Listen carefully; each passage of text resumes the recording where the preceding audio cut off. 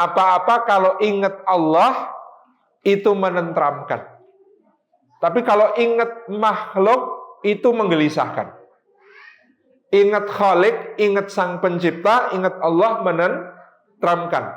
Kalau ingat makhluk, ingat ciptaannya itu sering menggelisahkan. Kalau bukan di Masjid Itaewon mungkin ninggal sepatu di luar saja gelisah. Ingat rumah saja gelisah.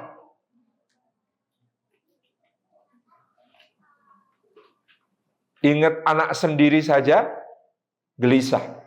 Apalagi ingat anak orang kan. Ingat istri sendiri aja gelisah. Yang ini sangat nggak boleh diteruskan tuh. Jadi ingat makhluk itu semuanya gelisah. Tapi kalau ingat Allah, semuanya tentram. Karena Allah itu lebih besar dari semua masalah kita. Allah itu lebih besar dari semua kekhawatiran kita. Allah itu lebih besar dari semua kehilangan kita. Allah itu lebih besar dari semua kesedihan kita. Allah itu lebih besar dari semua ketakutan-ketakutan kita. Ada begitu banyak pintu dan Allah tidak pernah kekurangan cara untuk menyelesaikan masalah kita. Kalau kita mungkin mentok, kalau kita mungkin udah kata orang Jawa otaknya cundel, udah nggak bisa lagi mikir mau bagaimana lagi. Tapi kalau Allah ada jalan tak terbatas yang bisa Dia sediakan untuk mengeluarkan kita dari masalah. Makanya ingat Allah itu tentram. Terakhir, wadzakarahumullahu fi man indah, keutamaannya bermajelis seperti ini, Allah sebut-sebut nama kita semua dengan bangga pada makhluk-makhluk mulia yang ada di sisinya. Mudah-mudahan dengan begitu kita lebih terkenal di langit daripada di bumi. Mudah-mudahan dengan begitu kita lebih terkenal di surga daripada di dunia. Karena terkenal di bumi, terkenal di dunia itu kadang-kadang repot. Sudah mau ke toilet, yang ngajak foto masih banyak misalnya. Repot sekali. Sudah ditahan-tahan padahal gitu ya. Sebagian merupakan pengalaman pribadi. Itu terkenal di dunia itu repot. Kita nggak bisa santuy. Istri saya itu kalau saya ngajak dia pergi berdua atau sama anak-anak itu selalu meminta saya pakai masker. Kalau perlu ini harus ganti topi biasa. Karena kalau enggak susah. Ada aku aja ngajak fotonya gitu. Kalau aku nggak ada gimana? Tuh contoh susahnya. Tapi dunia itu cepat melupakan kita. Ada yang tahun lalu itu masih setiap hari muncul di televisi. Begitu dia meninggal, nggak ada lagi siaran live, apalagi dari dalam kuburnya, nggak ada. Padahal dulu seluruh aktivitasnya itu direkam, disiarkan berulang-ulang gitu ya. Tapi begitu mati nggak pernah ada lagi siaran live dari kuburnya. Sejarah hidupnya cuma 3 baris, nama fulan lahir tahun sekian, wafat tahun sekian. Itu pun di batu nisan, lumutan lagi.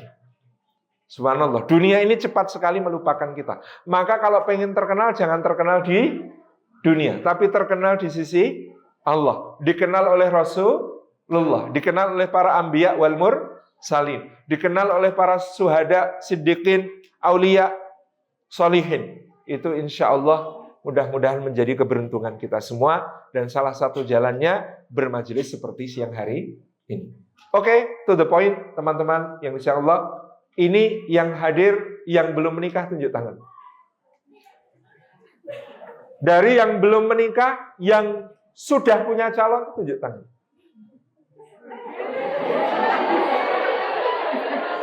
Nggak apa-apa loh ya. Kalau sudah merasa punya calon.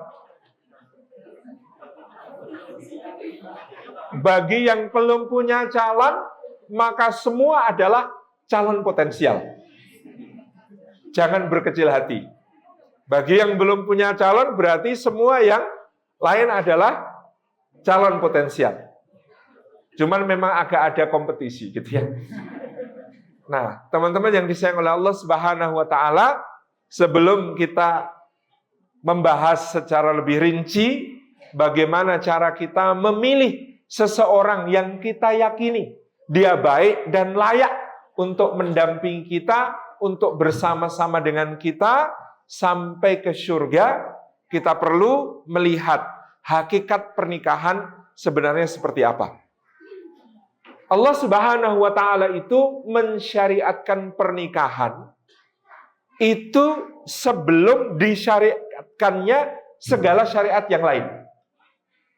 Jadi Allah itu mensyariatkan pernikahan sebelum disyariatkannya syariat-syariat yang lain.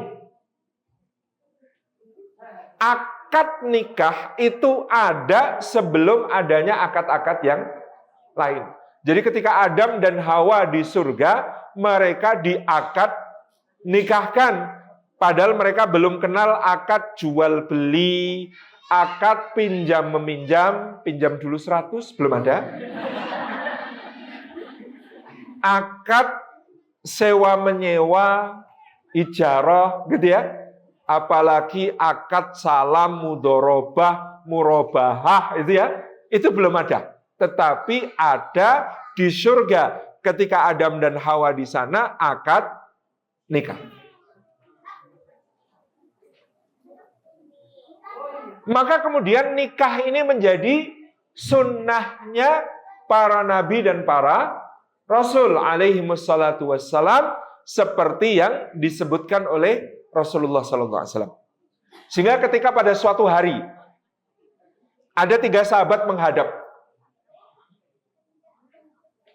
3 sahabat ini punya keinginan yang sangat baik, yaitu pengen hidupnya diisi dengan ibadah. Orang pertama mengatakan, ya Rasulullah, saya mohon izin untuk setiap malam sholat terus tanpa tidur.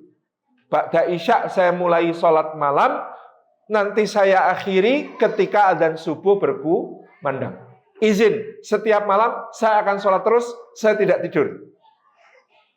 Orang kedua mengatakan, dan saya Rasulullah akan puasa tiap hari tanpa ada jeda, tanpa ada putus, nggak ada libur, puasa terus.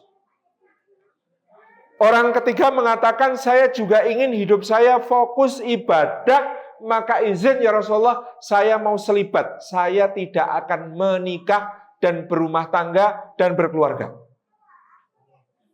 Ketika 3 sahabat ini menghadap dengan mengatakan demikian, apa sabda Rasulullah SAW? Halastu atqakum. Apakah aku ini bukan orang yang paling bertakwa di antara kalian? Maka para sahabat menjawab, bala ya Rasulullah, tentu engkau adalah orang yang paling bertakwa di antara semua manusia. Maka Nabi SAW menjelaskan, maka aku, yakni orang yang paling bertakwa itu, adalah orang yang sholat, tapi juga tidur. Aku adalah orang yang puasa, tapi juga berbuka. Ada hari di mana aku tidak puasa. Dan banyak. Dan aku menikah, berumah tangga, dan berkeluarga. Lalu muncullah sabda yang sangat terkenal itu. An-nikahu min sunnati, faman raghiba an sunnati falaisa minni. Nikah itu bagian dari sunnahku, siapa yang membenci sunnahku, dia tidak termasuk golonganku. Iktibarnya, kata para ulama, meninggalkan pernikahan karena ingin beribadah saja, itu ditegur oleh Rasulullah. Jadi kan orang yang meninggalkan pernikahan minta izin kepada Nabi ini, pengen meninggalkan pernikahan karena ingin ibadah. Itu saja ditegur oleh Rasulullah. Apalagi yang alasannya kurang afdol dibanding ibadah. Contoh, saya mau kerja terus, tidak menikah. Kerja di Korea, misalnya begitu. Atau saya mau studi terus, sampai ngalahin Samsung. Nah, ini kuliahnya cuma S3. Samsung sudah S23. Saya harus S24 misalnya. itu pasti oleh Rasulullah lebih ditegur lagi. Karena meninggalkan nikah karena ibadah saja itu ditegur, maka meninggalkan nikah karena alasan lain tentunya lebih ditegur. Ustadz, saya bukan meninggalkan, saya pengen, cuma belum ada calonnya. Saya pengen, cuman belum ada yang mau. Artinya niatnya tetap harus dijaga. Jangan putus asa untuk tetap berharap kelak bisa bersama-sama. Kalaupun tidak berjodoh di dunia, insya Allah bercita-cita menjadi suami istri di surga. Itu tetap harus dijaga niatnya. Jadi tidak diperkenankan untuk sengaja berniat tidak menikah. Meskipun betapapun terjalnya jalan yang harus kau tempuh lebih terjal dari Gunung Namsan, itu tetap harus meniatkan bahwa dalam dirinya ada keinginan untuk menikah. Why? Karena setelah kita periksa banyak hadis, ternyata pernikahan itu adalah ibadah yang paling panjang. Justru karena pernikahan itu ibadah yang paling panjang. Kalau sholat itu dimulai dari takbir, diakhiri ketika salam. Kalau puasa dari terbit fajar sampai terbenam matahari. Kalau sedekah, zakat khususnya, itu kalau sudah mencapai nisab, batas minimal yang kena zakat, dan sudah haul atau dimiliki setahun. Kalau haji atau umrah, itu dimulai dengan mengambil miqat, berihram, sampai diakhiri dengan tahallul. Itu paling 4-5 hari maksimal. Kalau umrah malah hanya beberapa jam. Tetapi yang namanya pernikahan dimulai sejak akad diucapkan, diakhiri ketika kelak Allah menyambut di surga, udkhulul jannata antum wa azwajukum tuhbarun. Masuklah ke dalam surga, kamu dan istrimu digembirakan Allah di dalam surga ini. Jadi relationship goal-nya adalah surga. Jadi pernikahan itu relationship goal-nya adalah surga. Maka dulu saya agak terkejut ketika di satu negara, bukan sini, tapi agak dekat sama sini, itu acara begini terus ada suami istri datang, mereka bertanya, Ustadz, maaf, bagaimana kalau saya dan suami yang alhamdulillah sebenarnya kami sangat harmonis, kami sakinah, mawaddah, warahmah, rumah tangga kami baik-baik saja, tidak ada masalah, tapi kami masing-masing punya cita-cita gini Ustadz, nanti saya kalau masuk surga, pengennya suaminya bukan yang ini, dia juga nanti kalau masuk surga, pengennya istrinya bukan saya. Cita-cita kayak gitu boleh nggak sih Ustadz? Mendapat pertanyaan itu saya agak terbengong sebentar. Kok bisa? Semenjengkelkan apa suaminya sampai istrinya punya keinginan untuk ganti yang lain nanti ketika di akhirat? Apa iya setiap hari kalau habis mandi anduknya selalu ditaruh di atas kasur? Bikin jengkel banget katanya itu kan. Apa iya kalau ngambil baju di tatanan lemari, ngambil di bawah atasnya diberantakin terus? Kok sampai dia itu merasa pengen nanti di akhirat ganti. Normalnya ketika dia diberikan oleh Allah sakinah, mawaddah, rahmah, berkah dalam kehidupan dunia, pasti di surganya pengen bersama lagi. Ada hadis riwayat Ahmad, bahkan seorang sudah masuk surga, ketika di surga nggak ketemu keluarganya, dia protes sama Allah, ya Allah mana istriku, mana bapak ibuku, mana anak-anakku ya Allah. Lalu Allah melalui para malaikat menjawab, sesungguhnya amal-amal orang yang kau sebutkan itu tidak seperti amalanmu. Amalanmu jauh lebih keren. Makanya kamu tingkatan surganya sangat tinggi. Mereka tidak seperti itu. Lalu dia mengatakan, ya Allah, bukankah engkau maha tahu? Ketika dulu saya beramal itu saya niatkan bukan untuk diri saya sendiri. Saya niatkan untuk istri saya niatkan untuk bapak ibu saya niatkan untuk anak-anak saya, ya Allah. Maka Allah yang maha tahu langsung memerintahkan semua yang disebutnya dikumpulkan di dalam surga yang sama. Masya Allah. Bagaimana saya menjawab pertanyaan itu? Saya jawab begini. Bagaimana kalau kita fokus dulu pada ikhtiar meraih surga? Nanti kalau kita sudah sama-sama di surga, kita musyawarahkan lagi. Betul ya? Jangan sampai udah kita bahas sejak di sini, ternyata naudzubillah, kamu nggak boleh masuk surga. Soalnya kenapa? Soalnya sudah membahas tentang ganti suami dan ganti istri sejak di dunia. Kan repot gitu ya. Jadi pasti goalnya, relationship goalnya pengen masuk surga sama-sama. Bahkan bukan cuma sama istri, bahkan bukan cuma sama suami, tapi dengan seluruh keluarga. Maka disebut oleh Allah, jannatu adni yadkhulunaha wa man salaha min abaihim wa azwajihim wa dzurriyyatihim. Mereka akan memasuki surga Aden itu bersama orang soleh dari bapak-bapak mereka, dari pasangan-pasangan mereka, dari anak keturunan mereka, bareng-bareng di surga yang sama. Itu family goals kita semua. Jadi, yang namanya nikah, ini ibadah yang panjang sekali. Untuk menjaga, mempertahankan, itu menjadi sesuatu yang sangat bernilai, yang sangat berharga. Yang ini saya yakini begitu saya tadabbur mendapati satu hadis lain yang sangat luar biasa. Hadis riwayat Imam Al-Bukhari. Rasulullah SAW bersabda, sesungguhnya iblis memimpin para setan dan dia memiliki sebuah singgasana di atas lautan. Pada hari-hari tertentu iblis ini mengumpulkan setan-setan anak buahnya untuk bermusyawarah. Sidang para setan. Di dalam musyawarah itu, setiap setan melaporkan keberhasilannya kepada bosnya, yakni iblis ini.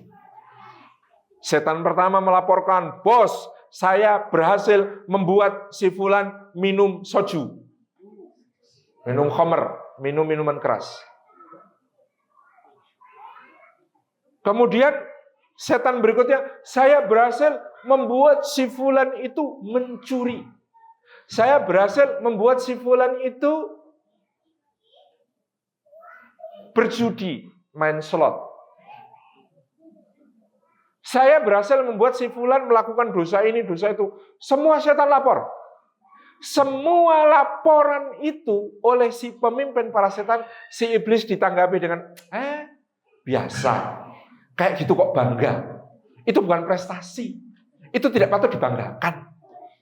Jadi semua laporan para setan yang menggelincirkan manusia ke dalam dosa-dosa ini ditanggapi oleh setan ditanggapi oleh si raja setan sebagai biasa aja.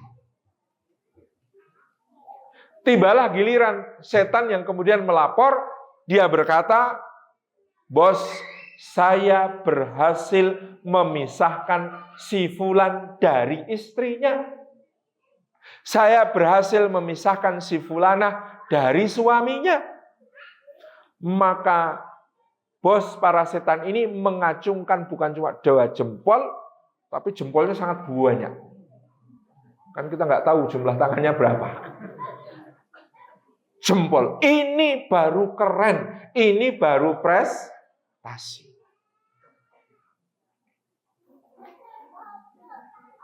Kok bisa? Saya dulu ketika ketemu hadis ini bertanya-tanya, kok bisa dosa-dosa yang lain tidak dianggap prestasi oleh si pemimpin para setan, tetapi dosa memisahkan seorang suami dari istrinya, keberhasilan memisahkan seorang suami dari istrinya oleh pemimpin para setan dianggap sukses besar. Why? Penjelasan para ulama, karena kalau dosa-dosa yang lain tadi, seandainya pelakunya malamnya nyesel, lalu bertobat, mohon ampun sama Allah, istighfar, sampai meneteskan air mata, itu semua upaya setan untuk menggelincirkannya, sampai bisa dia minum minuman keras itu, butuh sebulan untuk melakukan PDKT dan menggelincirkan. Lah kok malamnya taubat? langsung diampuni sama Allah, dibersihkan semua dosa-dosanya, dimuliakan sama Allah. Itu kan kayak setannya dikerjain. Susah-susah sebulan penuh, semua upayanya sia-sia hanya karena satu kali taubat nasuha. Makanya kalau jadi pendosa, jadilah pendosa yang membuat setan kecewa. Caranya, setiap kali merasa berdosa, istighfar, mohon ampun, minta maaf kepada Allah. Itu termasuk mengerjai setan. Dan mengerjai setan, itu pahalanya besar nggak ya? Karena dulu saya di pondok sama teman-teman yang usil, itu menerjemahkan secara harfiah sebuah hadis untuk mengerjai setan. Hadisnya, Rasulullah bersabda, barang siapa makan dan tidak memulai makannya dengan membaca basmalah, maka niscaya setan akan ikut makan sehingga setannya menjadi gemuk-gemuk. Tapi barang siapa yang makan dengan membaca basmalah terlebih dahulu, maka setan tidak bisa ikut makan sehingga setannya menjadi kurus. Wah, kita sudah nyiapkan nasi putih sama sambal terong pedes pakai lombok jemprit. Lalu kita sudah menyiapkan penawar pedas, yaitu air hangat dituangkan ke kerak nasi. Intip. Kerak nasi itu kalau dituangi air panas kemudian diaduk-aduk, anget-anget, itu penyembuh pedas yang paling bagus. Ini ilmu ini gitu. Jadi air kumkuman, apa kumkuman itu bahasa Indonesianya apa? Rendaman ya. Air rendaman kerak nasi itu obat pedes yang paling utama.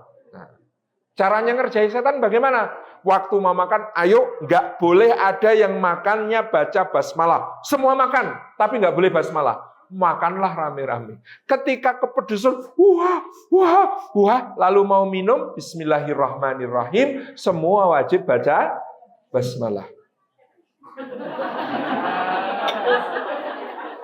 Jadi pembicara harus pintar cari momen. Lalu minum air rendaman kerak nasi tadi dengan lahap. Kenapa kita mengerjai setan? Karena ketika makan pedes kita nggak baca basmalah, berarti setannya ikut makan. Ketika minum air rendaman yang merupakan obat pedes kita baca basmalah, sehingga setannya tidak bisa ikut minum. Rasain kepedesan. Itu akibat menerjemahkan hadis secara letterlek. Nah, kita kembali ke tadi. Ternyata yang tadi itu tidak dianggap prestasi sama setan. Dosa-dosa tadi. Tapi memisahkan suami dari istrinya adalah prestasi. Why? Karena ketika suami istri itu terpisah ikatannya, istighfar sampai nangis pun kadang-kadang nggak bisa dipulihkan lagi hubungannya. Tidak semudah itu untuk memulihkan kembali ikatan yang sudah rusak. Karena trust, saling percaya antara suami istri itu kayak botol kaca. Sekali pecah, mau diperbaiki kayak apapun, retak-retaknya masih terlihat. Sudah begitu, ini akan membuka pintu-pintu dosa yang banyak. Dosanya janda, dosanya duda, dosanya orang yang mengamati keduanya, ngomentari keduanya, godain keduanya, dosanya yang terbuka untuk anak-anaknya. Ya, dari keluarga yang broken home itu, subhanallah banyak yang kemudian menjadi anak-anak bermasalah dan lain sebagainya. Ini menjadi kesuksesan setan. Istifham ingkarinya, bahasa fikihnya, pemahaman terbaliknya, kalau memisahkan suami istri, membubarkan pernikahan itu prestasi yang sangat dibanggakan oleh setan, berarti menjaga pernikahan, menjaga keutuhannya itu adalah termasuk ibadah yang dicintai Allah. Jadi kalau sesuatu itu dicintai setan, maka sebaliknya pasti dicintai Allah.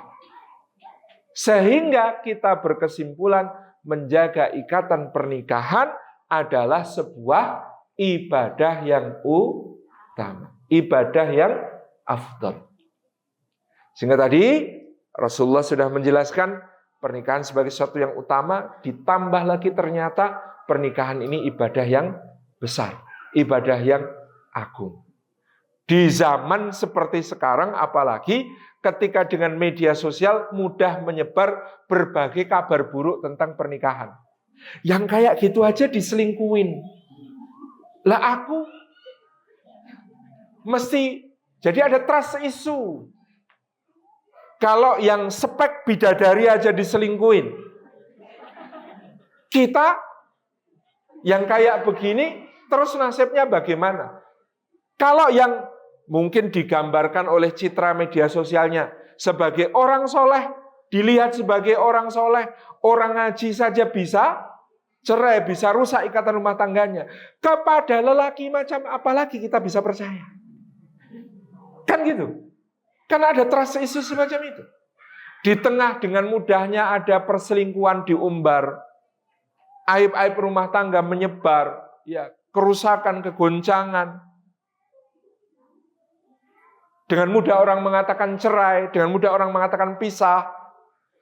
Bahkan di kejadian beberapa waktu yang lalu ada seorang suami yang taat sama istrinya, tapi istrinya tetap minta pisah. Soalnya suaminya dipeseni, "Mas, jangan main perempuan ya, Mas." "Siap, Dek." Ternyata nggak main sama perempuan. Nah, itu kan mentaati istri sebenarnya. Nggak gitu konsepnya. Iya kan? Dan itu rusaknya luar biasa. Maka acara seperti Semusim Cinta ini berarti acara yang memiliki keutamaan yang sangat besar, bahkan dibandingkan mungkin taklim-taklim yang lain, karena tema ini menjadi tema yang sangat krusial. Beri aplaus untuk panitia.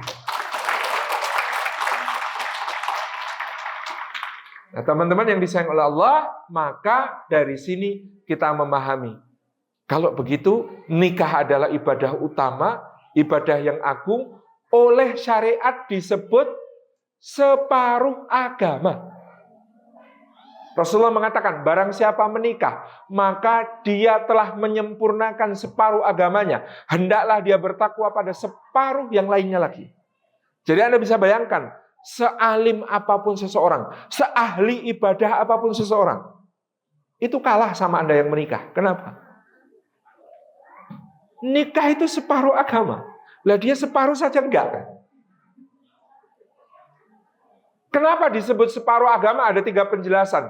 Sebagian ulama mengatakan karena nikah itu terkait dengan iman. Percaya enggak sama Allah kalau dalam pernikahan Allah menjaminkan rizki. Percaya enggak sama Allah, iyakunu fuqara ayughniyahumullahu min fadli. Kalau mereka fakir, Allah akan mencukupi mereka dari karunia-Nya. Karena banyak lelaki mau menikah itu matematika. Ya Mas, sekarang pembilangnya 1, penyebutnya 1. Yang menghasilkan uang 1, yang menghabiskan 1. Wah, kalau menikah kan jadi pecahan.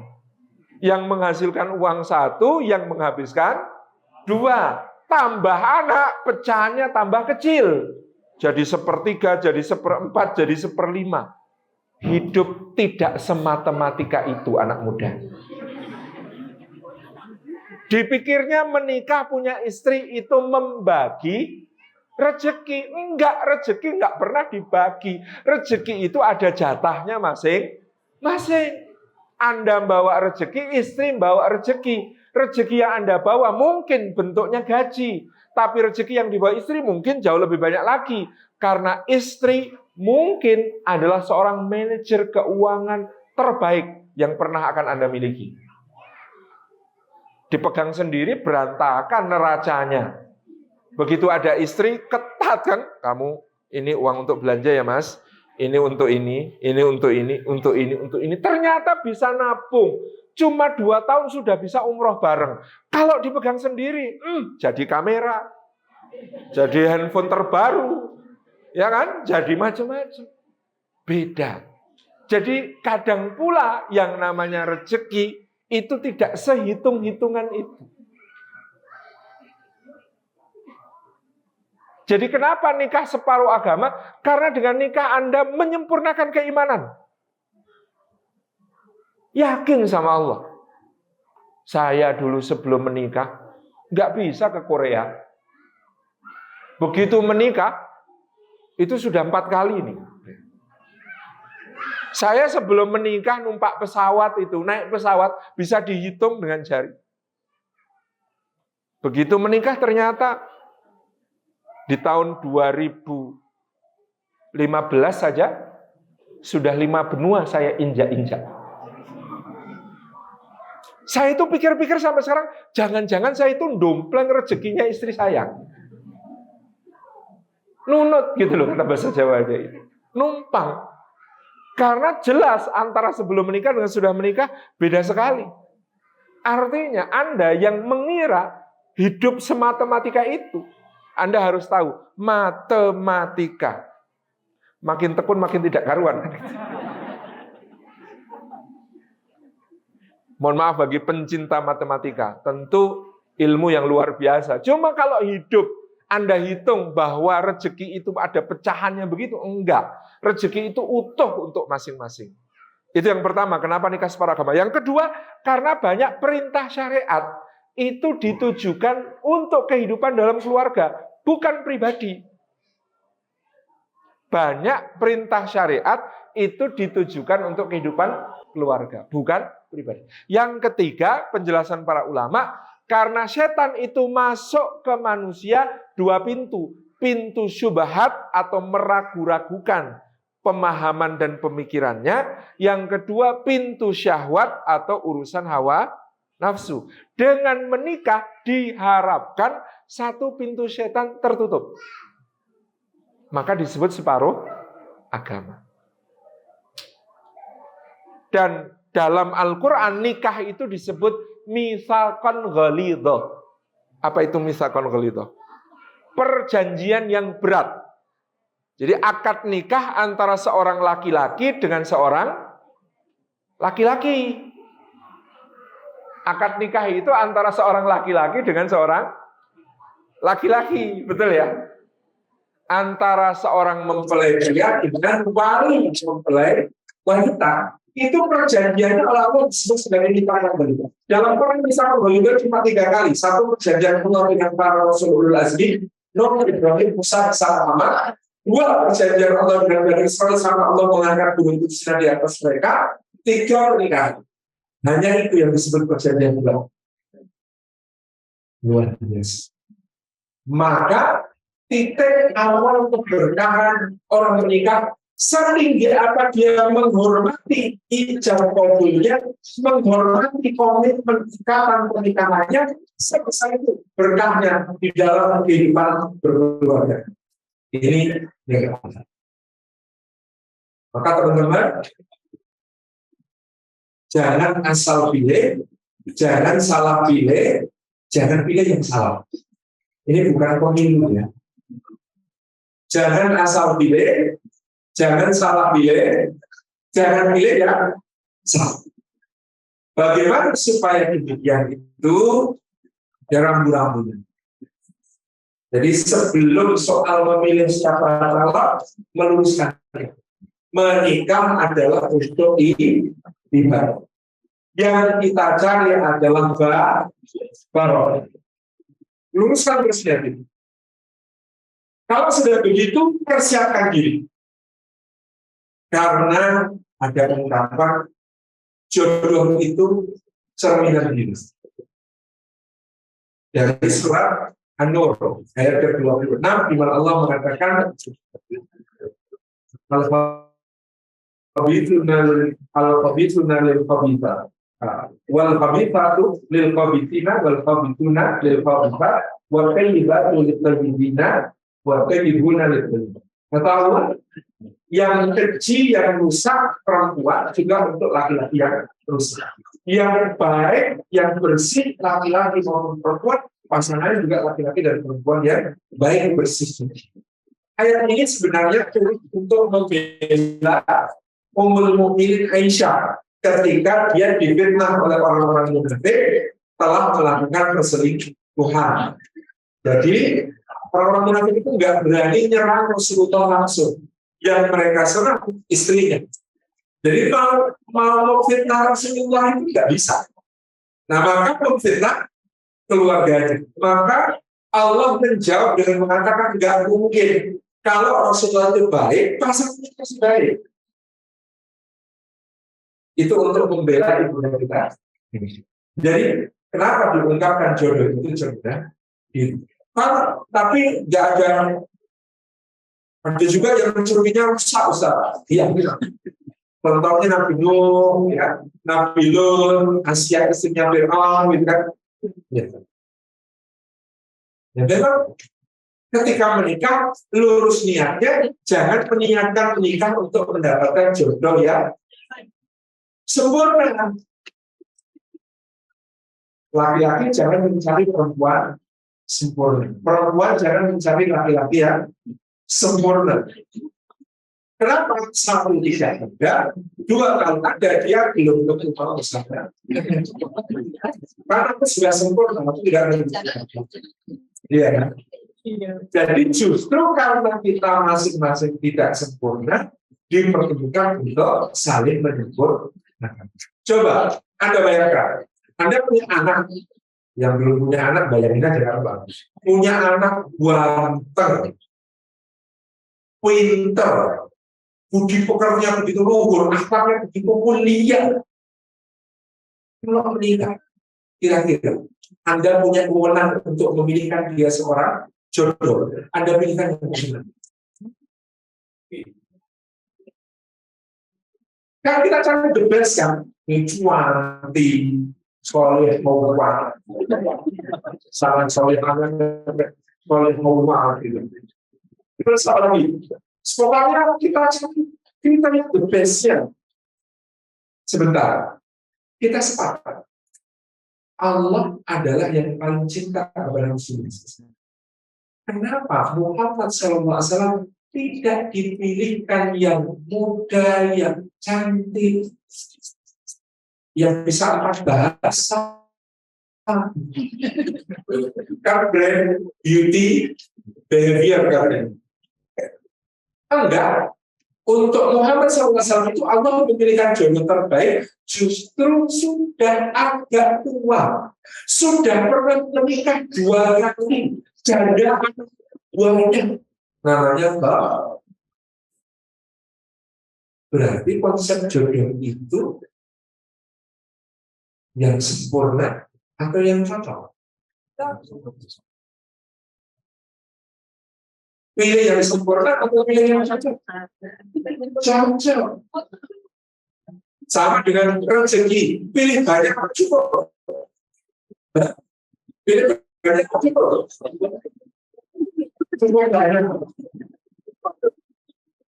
Saya kasih tahu, Anda punya sepatu banyak, tapi tidak ada yang cukup. Repot kan? Maka jodoh itu yang tidak harus Anda ikut ukuran orang. Hidungnya harus yang senti, kulitnya harus sekian derajat putih itu, misalnya begitu. Tinggi harus sekian. Enggak, tidak ada jodoh sempurna. Dan tidak ada konsep jodoh tunggal. Konsep jodoh itu macam-macam. Ada sungai bergabung menjadi aliran yang lebih deras. 2 sungai bergabung menjadi aliran yang sangat deras. Kan kita ketemu ya, ada pasangan suami istri mirip loh. Berbagai halnya. Ya Allah, bapak sama ibu itu loh. Mirip, pantesan ya jodoh. Ada konsep jodoh seperti itu, namanya kesamaan. Tapi kita juga ketemu. Ada yang satu ke selatan, yang satu ke utara. Yang satu kayak api menyala-nyala, yang satu kayak sedingin salju. Istrinya motornya pergi 4.000 kata. Suaminya itu dia senyum terus. Ternyata suami yang pendiam merasakan keseruan hidup dan semua omelan istrinya. Ternyata istrinya yang suka romantis merasa di mana-mana jangan ada yang mendengarkan karena semuanya ikut tertrigger. Tapi suaminya adalah pendengar yang setia, tidak pernah menimpali sama sekali. Cocok. Itu namanya keseimbangan. Ada hujan yang turun, ketemu tanah yang subur, menumbuhkan berbagai pembungaan. Iya kan? Ada angin ribut, ketemu lautan yang tenang, menghasilkan badai. Itu juga ada. Loh, kayak Rasulullah sama Khadijah. Khadijah itu lautan yang tenang dengan segala sumber daya yang dimilikinya. Muhammad SAW itu semangat berbuat baiknya itu kayak angin ribut. Pengennya masih balik. Jadi badai kebaikan yang terasa sampai hari ini. Jadi konsep jodoh tidak tunggal. Kalau ada yang ngasih tahu Anda, ini kok ingin kalian kayaknya jodoh. Belum tentu. Jangan bergaya. Dan jodoh itu juga nggak harus jauh. Ada orang itu yang bakal roaming. Kuliah S1 di Singapura, pengen nikah sama muslimah yang keturunan kacik-kacik yang bohong. Sudah belajar Singlish, Singaporean English. Don't play Asian. Don't play gitu. Ternyata belum dapat S2 ke Australia. Di Australia ada keturunan Lebanon gitu ya, yang kalau pas nggak benar jadi Lebanon. Oh, pengen nikah sama muslimah keturunan Timur Tengah ini, pun nggak bisa juga. Akhirnya S3 ke Jerman. Oh, ketemu muslimah Turki. Pengen nikah sama muslimah Turki. Ternyata pulang ke Indonesia, nikahnya sama tetangga sebelah rumah. Itu saya relatif untuk ketemu jodoh. Jodoh itu ditahan dulu. Ya, kalau nggak diambil-ambil, nanti ditahan terus gitu ya. Makanya juga harus melakukan ikhtiar. Nah, apa ikhtiar?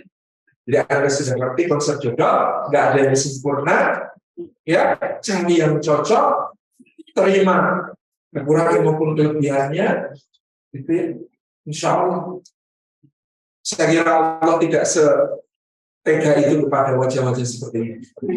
Maksud saya nggak akan Anda dikasih suami se-ekstrim kayak Asia, suaminya Fir'aun. Karena tadi jodohnya adalah cermin diri kita.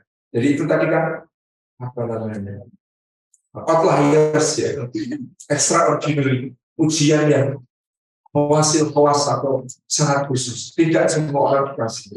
Kita yang dikasih pasangannya, insya Allah merupakan cerminan diri. Kan diikhtiari oleh sekarang. Cantik itu relatif, sangat relatif dan sangat sementara. Kata dia Anwar Zahid, makanya pilih yang jelek, karena yang jelek itu jauh.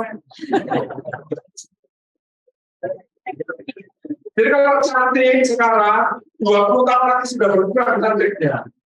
Ya, 30 tahun lagi sudah tinggal berapa persen cantiknya. Kalau jelek, ya awal malah nanti bertambah. Ya, ini maksudnya karena cantik itu beda-beda, relatif. Anda, Mbak, jangan khawatir tentang membanding-bandingkan kecantikan, karena laki-laki sebenarnya tidak beda-beda. Secantik apapun, kalau sering pinjam duit, ditagih susah, ditagih malah lebih galak, itu juga agak turun minatnya. Makanya cantik itu karena tidak ada masalah sama sekali. Kalau ada masalah kita secantik apapun kecantikan itu, itulah penjelasan kenapa mau dibilang dari dalam banyak kasus perselingkuhan, selingkuhannya kalah cantik dari pasangan tersebut. Karena apa? Karena masalahnya nutupin kecantikan, masalah nggak diselesaikan, yang di luar jadi kelihatan curang.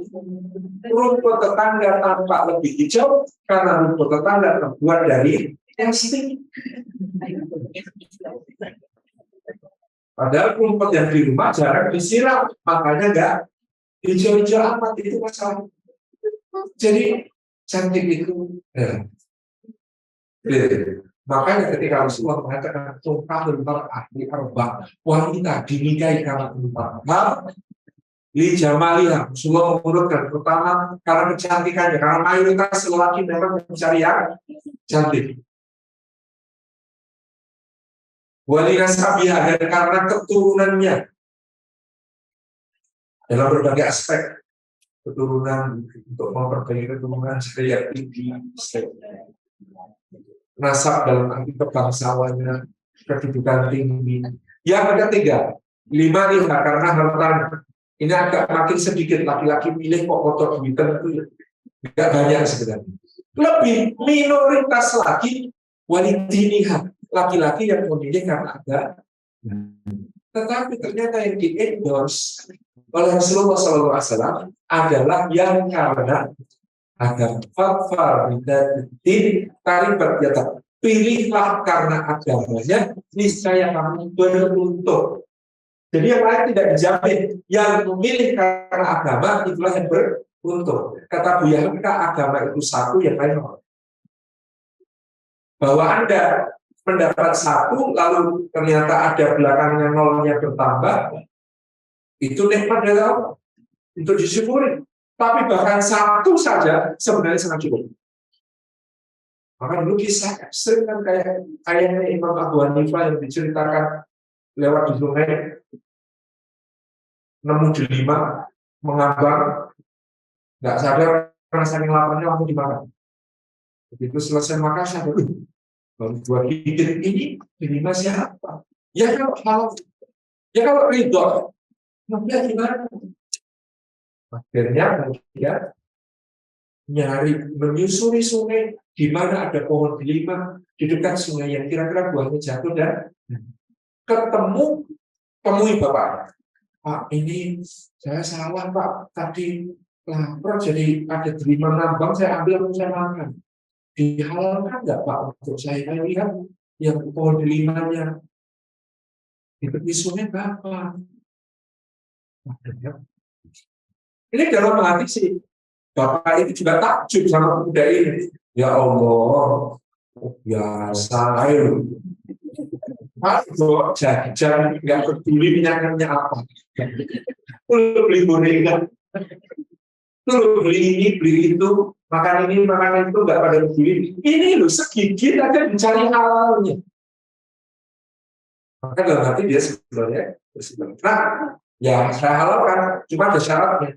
Syaratnya Pak, mau ya jadi menantu saya. Kok syaratnya gitu Pak? Ya, nikahi anak perempuan saya karena anak perempuan saya buta, tuli, bisu, lumpuh. Kok lengkap Pak?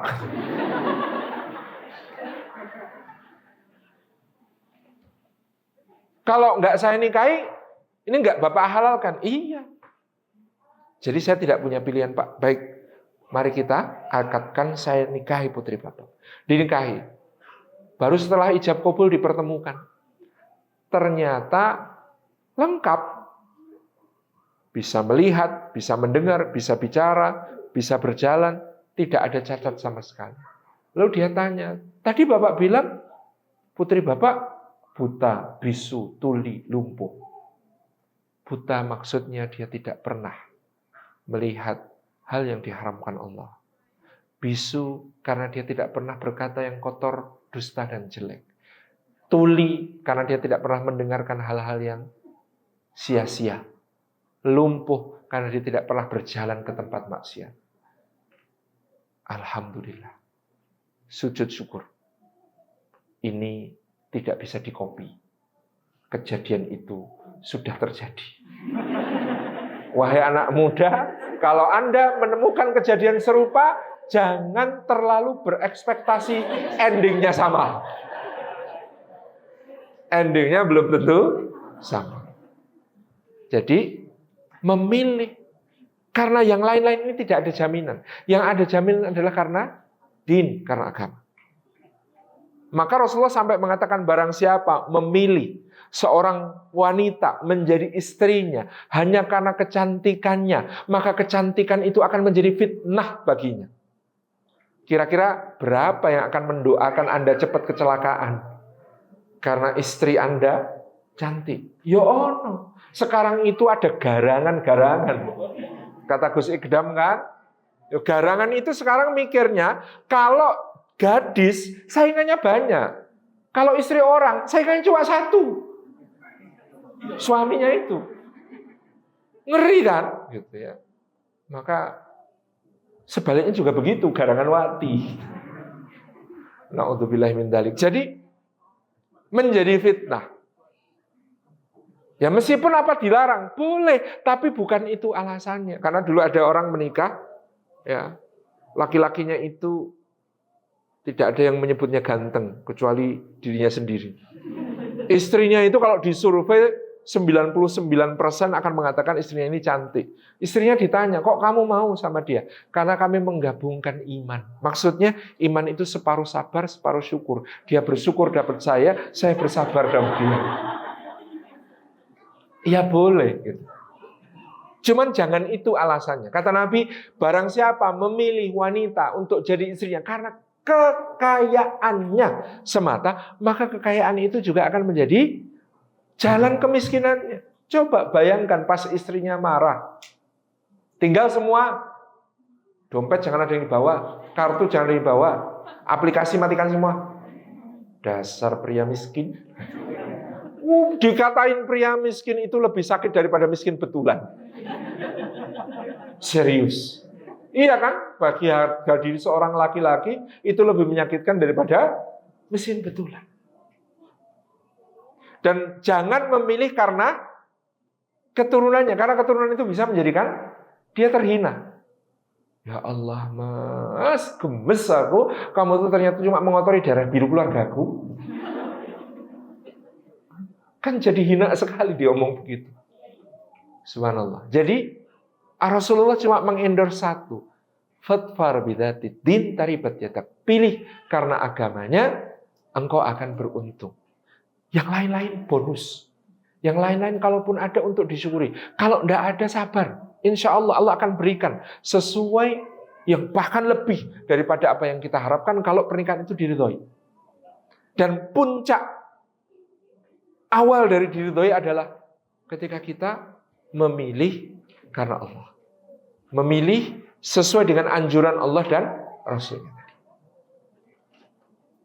Saya sering ditanya, Ustaz, yang agamanya baik itu yang gimana? Apa yang lulusan Kairo selalu lebih soleh dari yang lulusan New York? Ya enggak. Apa yang gelarnya LC lucu selalu lebih baik daripada yang gelarnya ST, apalagi SAG, sarjana agak gimana gitu. Apa iya? Enggak. Apa yang anak mondok 12 tahun selalu lebih soleh daripada yang lulusan SMK? Enggak. Kalau begitu ukurannya apa? Nah ini teman-teman perhatikan. Saya biasanya menganjurkan teman-teman dalam mempertimbangkan calon untuk melihat hubungannya dengan 4 pihak. Hubungan dengan 4 pihak. 1, hubungannya dengan Allah. Itu jadi pertimbangan utama.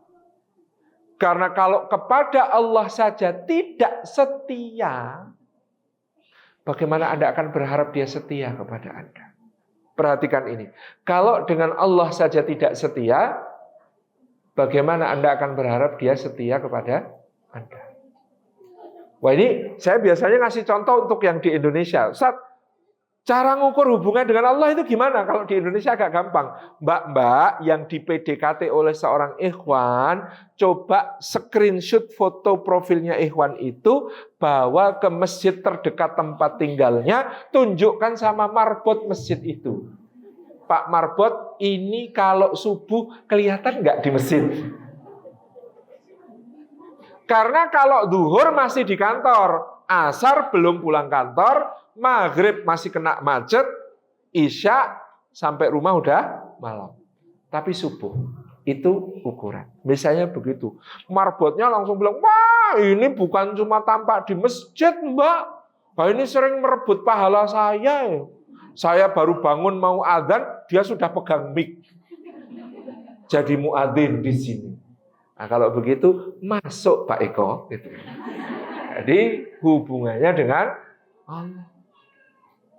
Oh, saya percaya Mbak yang itu hubungannya dengan Allah baik. Soalnya kenapa? Soalnya hampir tiap hari habis subuh atau habis maghrib dia tuh pegang mushaf. Di dalam mushaf itu main HP. Mendingan yang pegang HP buka aplikasi mushaf. Misalnya ternyata punya tilawah rutin atau ikut odoje. Kata anak saya Labib yang nomor 4, Abah aku mau ikut odoje. Loh kok odoje? Nah iya kan gym pakai kol-kolah. Gitu ya. Itu misalnya hubungannya dengan Allah. Yang kedua, periksa hubungannya dengan orang tuanya, wabil khusus ibunya. Karena kalau dia tidak bisa hormat dengan ibu, sulit diharapkan hormat sama Anda. Caranya gimana? Lagi-lagi ini contoh Indonesia ya. Siap, 5 menit waktu habis. Saya itu makin cepat waktunya habis, makin seneng kok. Kan ada pembicara yang awal kalau waktunya kurang gitu ya. Kalau saya cukup. Jadi yang kedua, ibunya. Kalau di Indonesia gampang. Datangi tetangga sebelahnya, tanya, Bu, mas yang ini pernah ibu tahu nggak bentak ibunya? Kok bentak gimana? Toh nak, wong itu kalau berangkat kerja, nyium tangan ibunya di halaman ibunya pas lagi nyabu itu, terus dada-dada sama ibunya jalan ke pagar itu, jalannya itu bukan maju, mundur. Saking lope-lope sama ibunya itu, sampai pagar baru kemudian balik kanan. Nah, di situ dia sering terjerembab jatuh. Misalnya, masuk yang kedua. Yang ketiga, hubungan sama teman-temannya. Perhatikan temannya seperti apa? Almar'u ala dini khalilihi. Orang itu agamanya seperti agama temannya. Siapa paling akrab? Mirip gitu. Kira-kira kualitasnya segitu. Yang berikutnya, teman-temannya ini bisa dikorek infonya. Pernah nggak dia kalau ngomong itu jujur terus atau sering bohong? Kalau janji menepati atau sering ingkar? Kalau utang bayar tepat waktu, apa susah ditagih? Itu penting itu. Gitu ya. Apa dia punya kebiasaan gali lubang tutup lubang, utang sini utang sana? Itu track record penting itu. Rekam jejak penting. Teman-temannya tahu. Itu bisa diperhatikan. Yang keempat, hubungannya dengan anak kecil. Kenapa anak kecil? Karena Anda bukan hanya sedang memilih suami, Anda memilih bapak untuk anak-anak Anda. Anda bukan hanya sedang memilih istri, Anda memilih ibu untuk anak-anak Anda. Anda bisa memilih, anak-anak Anda tidak bisa milih dari bapak ibu mana mereka dilahirkan. Maka pilihan itu di tangan Anda. Kalau salah pilih, yang gugat itu anaknya ikut gugat. Dia dulu milihin ibu buat saya sembarangan. Mosok nemunya di karaokean, misalnya begitu. Nemunya di masjid Itaewona, masya Allah. Acara semusim, kan langsung gitu. Habis ini mosok ilmunya nggak diamalkan, mas ya. Gitu ya. Jadi ini 4 untuk milih. Maka yang keempat ini saya membela teman sejawat, guru TPA TPQ itu keren. Guru TPA, TPQ itu keren. Saya gitu ya. Hubungannya dengan anak kecil. Penting. 4 ya, sudah dicatat. Mbak-mbak ini sering protes sama saya. Ustadz, Kalau ikhwan sih gampang, pilihannya banyak, dia take action, bahkan sekali hendak mencari calon, langsung 4 pun bisa. Kami gimana? Akhwat, itu tidak harus langsung dengan dirinya sendiri. Tapi dia bisa memanfaatkan yang Allah berikan padanya. Misalnya wali. Bapak Anda itu kadang lupa. Dia taunya jadi juri, padahal dia itu panitia. Panitia penyelenggara. Maksudnya, sering orang tua itu cuma nuntut calonmu yang mana toh dek, tak lihatnya, lalu menilai, lalu nggak usah yang itu. Padahal tugasnya wali adalah bukan cuma menilai, tapi mencarikan lelaki soleh untuk anaknya. Bapak sudah susah ya diajak kerjasama untuk soal itu, Ustaz. Kakak, siapa tahu punya abang. Mas, tukeran temen yuk Mas. Maksudnya gimana Dik? Temennya Mas buat aku, temenku buat Mas. Skenario bisa kita susun, oke? Gitu.